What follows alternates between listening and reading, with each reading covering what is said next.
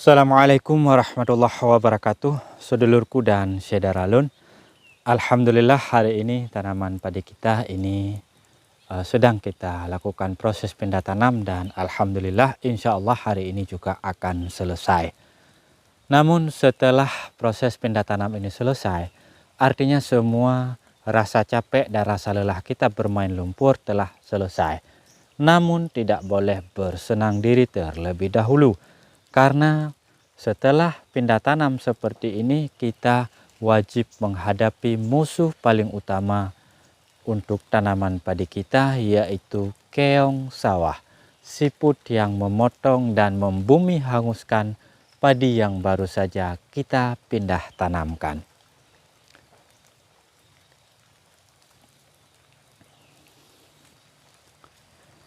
Nah, saudara-lun dan sedulurku dimanapun berada, apapun kegiatannya, semoga selalu diberikan kesehatan, kekuatan, keikhlasan, dan rezeki yang semakin menjadi cuan. Hari ini untuk melindungi tanaman padi kita ini, untuk melindungi bayi yang baru saja kita pindahkan ke dunia lain, maka tentunya kita wajib melakukan penyemprotan keong sawah, penyemprotan keong mas, siput sawah, dan sebagainya, yang ini masuk dalam golongan moluska, makhluk yang hidup di tanah, hidup di air, dan dia bekerja memotong padi yang baru saja kita pindah tanamkan. Keong-keong ini jika memang tidak kita berantas, tidak kita kendalikan dengan cukup maksimal, tentunya dia akan memberikan dampak kerugian yang cukup besar sejak awal. Kenapa? Karena keong ini bukan hanya mengganggu tanaman padi kita, dia juga bisa memotong padi yang baru saja kita pindah tanamkan, dan itu jelas berakibat kosong pada titik tanam tanaman padi kita. Nah, kosongnya titik tanam tersebut tentunya ini bisa mengurangi jumlah populasi tanaman padi kita yang kemudian nanti akan berefek langsung pada penurunan potensi panen kita.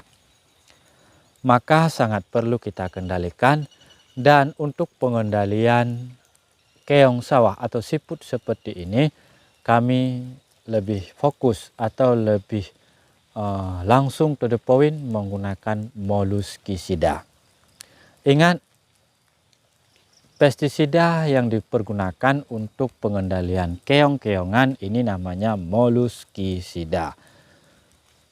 Dan moluskisida yang sering kami pergunakan untuk pengendalian keong sawah ini salah satunya adalah merek dagang Bentan seperti ini.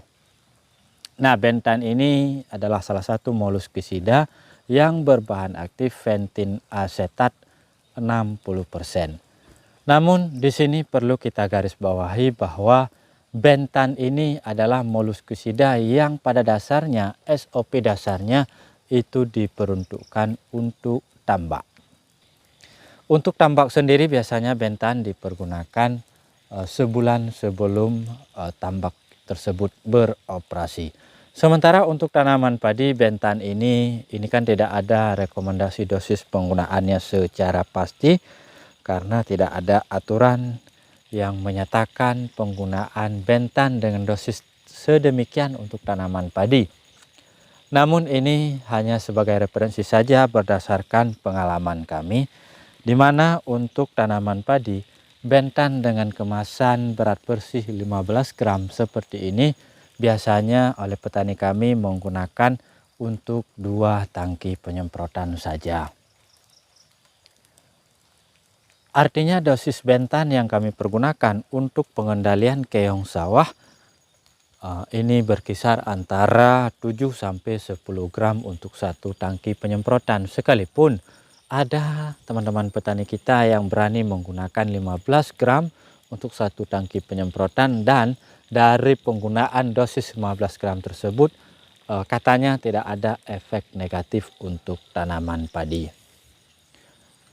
Kemudian sedulurku dan saudara-saudara, satu kelebihan daripada Bentan ini, di mana Bentan ini seperti kita sampaikan di awal, dia peruntukannya untuk tambak, maka penggunaannya untuk sawah ini boleh dilakukan penyemprotan ketika sawah kita airnya tergolong banyak. Boleh dilakukan demikian. Dan boleh juga dilakukan penyemprotan ketika memang airnya tidak terlalu banyak. Namun perlu diingat, perlu dipastikan kurang efektif jika dipergunakan pada sawah yang kondisinya relatif lebih kering. Kenapa demikian? Karena keong-keong tersebut tentunya dia bersembunyi di balik tanah. Sementara jika ada air, maka keong-keong tersebut akan muncul ke permukaan dan otomatis akan langsung memakan dan mengkonsumsi bentan yang kita semprotkan tersebut. Ketika keong sudah mengkonsumsi Molluscosida bentan yang kita semprotkan, ini sarafnya, lambungnya akan rusak dan hanya menghitung jam, menghitung hari saja si keong-keongnya akan mati berantakan, akan hancur kulit-kulit luarnya. Ini cukup luar biasa sekali dan biasanya sedulurku Sedaralun untuk pengendalian keong seperti ini biasanya cukup 1 kali penyemprotan saja selama 1 kali musim tanam. Namun dengan catatan yang perlu diingat bahwa setelah penyemprotan itu kita bisa menjaga air di sawah kita, artinya air yang masuk bisa terkontrol, begitu juga air keluarnya. Artinya jika setelah kita lakukan penyemprotan si bentannya, kemudian tiba-tiba katakan misalkan turun hujan, atau ada sedulur tani kita yang di atas kita membuang air sawahnya yang itu belum dilakukan pengendalian si keongnya, maka kemungkinan besar keong-keong yang ada di atas kita, ada di sawah yang lebih tinggi daripada kita, kemudian terbawa air dan kembali berada di sawah kita dan kembali bekerja merusak padi kita. Maka jika kondisinya demikian, penggunaan bentannya tentu harus digunakan 2 kali. Namun jika kondisi air masuk dan air keluarnya bisa kita jaga, tentunya penggunaan bentan ini cukup 1 kali saja. Ini adalah pengalaman dan di sini kami tidak menjual si bentan. Ini hanya menyampaikan pengalaman saja. Jika ini bermanfaat ya alhamdulillah, silakan subscribe, dan jika tidak bermanfaat silakan di subscribe dan lupakan kami. Baik, demikian saja. Terima kasih banyak atas perhatiannya, terima kasih atas waktunya. Kita berjumpa kembali. Bagi Anda yang berkenan silakan ikuti channel ini karena sepanjang proses perjalanan budidaya padi ini akan terus kita update informasi terkininya, akan kita update perkembangannya.